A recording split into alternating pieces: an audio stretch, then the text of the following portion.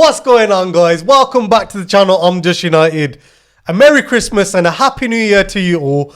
There's no better way to start 2025 than a trip to Anfield. It's Manchester United versus Liverpool, and I'm joined by none other than my boy M Flows.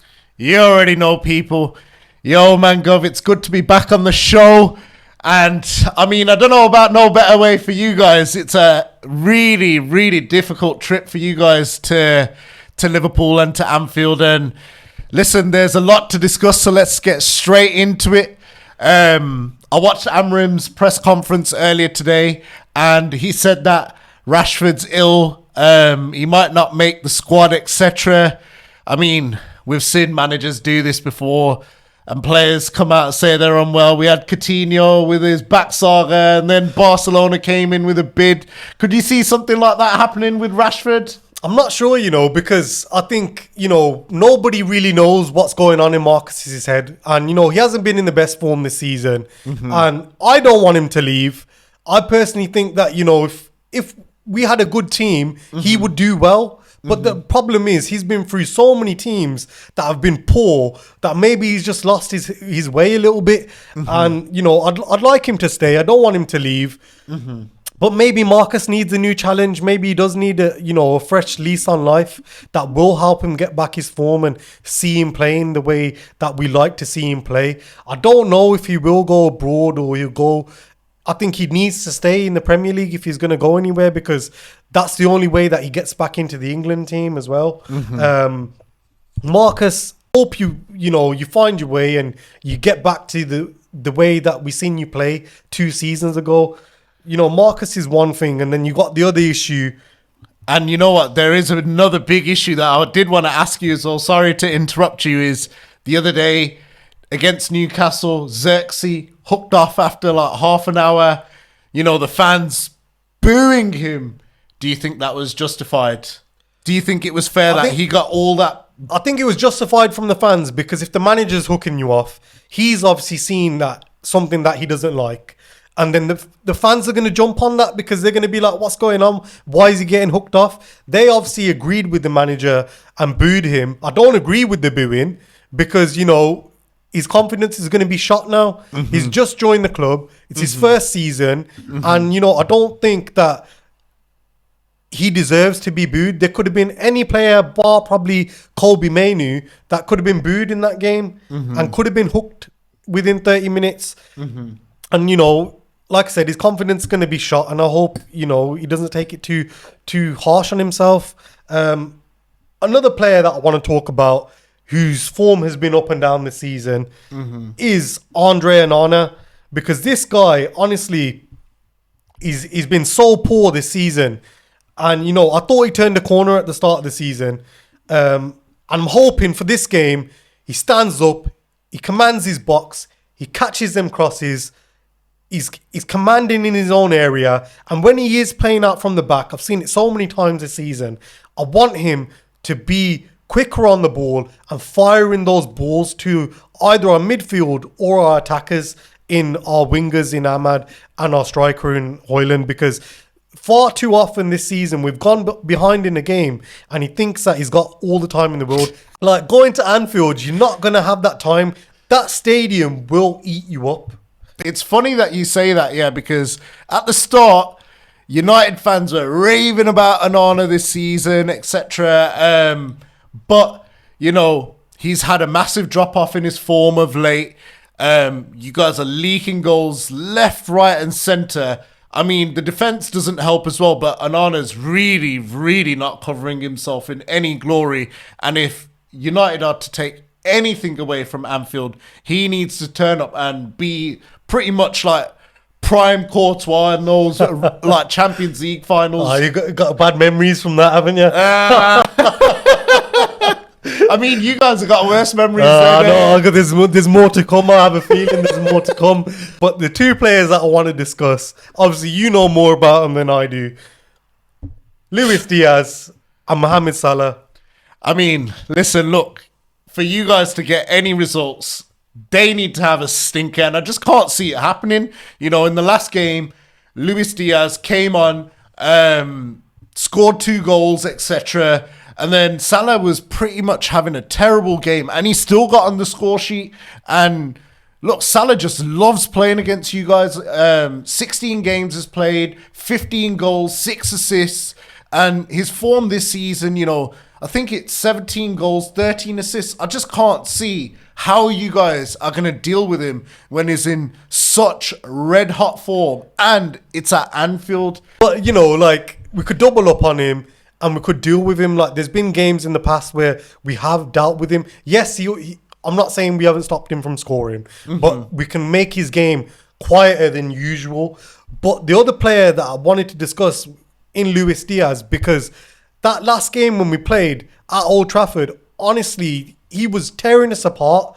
And I am worried because if he's on form and Salah's on form, then, you know, it's going to be a really tough game. But if we can quiet one down, then we may be able to quiet the other one down, because, you know, it's one of them where if the ball's going out to Salah, then, you know, the defense shifts this way. Good luck. And if the ball goes out to Diaz, then the defense shifts that way. Good luck. But if they're both on form, then, you know, we are going to need all the luck in the world, because it is Anfield at the end of the day. It's a derby and it's a big, big game. And I want to go into my predicted 11 now, because the only way I see us getting something from this game is with this predicted 11. I've gone with an Arne in goal. Obviously, we've touched on him. He needs a big game. I want to see him diving about. I don't care if the ball's coming at him at 5 miles per hour. I want him to be, you know, just over-exaggerate, be big, be strong, you know, get on the ball and make every single opportunity that you get to make a save count. I'm going with Mazraoui at right back, because I think we need a ball playing. At right back? Because he's going with the free. I don't think Yoro's ready. I don't think Delit, again, I just don't think he's got the pace to deal with Diaz or Salah. I've gone with Maguire at centre back, because obviously Amorim's come out in his press conference and he said that, you know, he signed a 1-year contract extension and there's no better player, no player that deserves it more than Harry Maguire, because he's gone through the ups and lows of being a Manchester United player, and he's been a proper professional in this game. And, you know, he deserves it. He's been a small shining light in a poor season for Manchester United.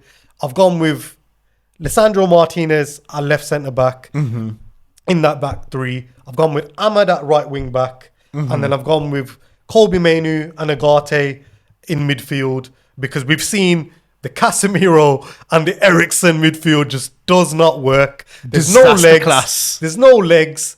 Yes, Eriksen can play a few balls in behind and Casemiro can put a few tackles in, but between them, they've just got no legs. And I'm glad Ugarte is back from his red card. I've gone with Diaz left wing back, because I think, you know, it will be sliding into a back four, and then it will be Maguire and Lisandro Martinez in the back four, and then Mazraoui and Diaz right back and left back. Then I've gone with Bruno on the right, again, back from a red card. And I'm glad he's back, because for every single person out there that is saying Bruno is the problem, you saw in the last game, we created nothing. We did nothing in attack because Bruno wasn't there. And that's quite simply obvious that we need him in this team. And I've gone with Højlund up top, because I don't think, like I said, I've touched on Zirkzee at the start of this video. He's confident he's going to be shot. And then Rashford obviously ill, so he's not going to be making the trip as far as Amorim's concerned. And I do think that's probably a little bit of mind games between them both as well, because, you know, he wasn't picked. Honestly, I'm really shocked at the fact that you think he's going to deviate from, you know, his principles and his formation. You know, surely he's coming to stick to his guns. Starting, it will be a back three. And it will be with the wing backs, but in transition, he spoke about in his press conference. In transition, you're getting slapped. But in transition, in, you know, in defense, you're gonna be needing to move and be playing in a certain way to keep Liverpool quiet. So that's my predicted 11. Let me know what you guys think. Let me know if you agree or not. Do you think somebody else should be in there? Do you agree with my comments on Rashford and Zirkzee? Let us know your thoughts down below. Now we're going to get into the Liverpool tactics. And obviously, you know a lot more about them than I do. So talk me through how you think they're going to be lining up. Come on. So listen, I'll stop faffing around. In terms of Do that again and you're out. listen, Amorim needs to be telling his players that rather than you telling me that. But no, let's get into the Liverpool lineup. Obviously the back, Alisson in goal, very standard. It's going to be Robertson, Van Dijk, and then we've got a bit of a dilemma with our centre backs because Gomez is out injured, unfortunately. Hamstring injury, isn't it? Yeah, he's picked up a hamstring injury. Come on. I feel really You see, sorry for him. I'm laughing, but, you know, they've got somebody that could slot straight into that defence in Konate and Kwanzaa. So, you know, it's not that much of a big problem. And you know what, actually, touching on that, you know, Konate is just coming back from injury, so I can't imagine that he's going to start straight away. I'd be hope he gets very, some very more. shocked.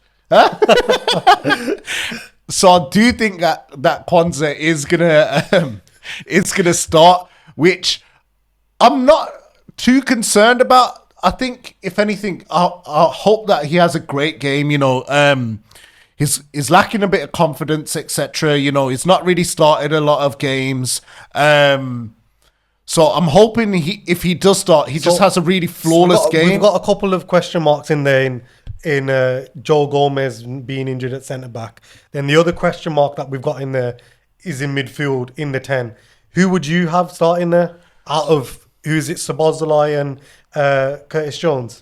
Yeah, so I think obviously Gravenberch has been amazing alongside McAllister. They've been absolutely incredible. I just think with the amount of games that have been played recently, I think Jones might actually get a bit of rest.